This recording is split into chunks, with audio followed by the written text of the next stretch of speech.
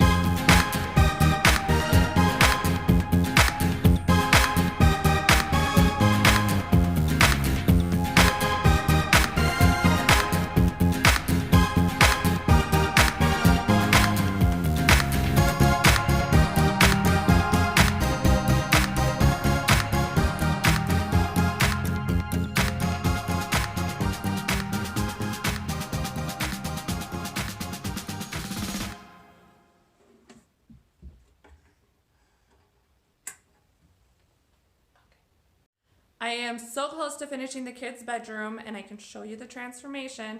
I'm just missing a few little things that, like decor pieces that need to go on the walls and stuff.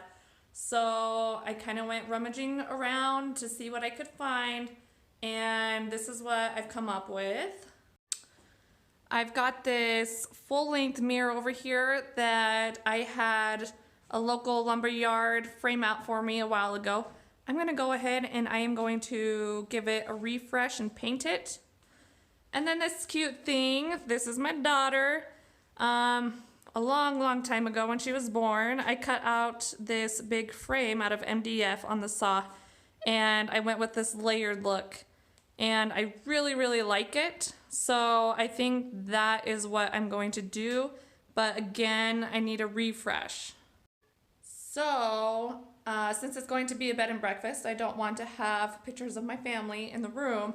So I'm going to see if I can revamp the colors on all of this and come up with some sort of DIY artwork for the center of the frame so that I can hang it up above the dressers.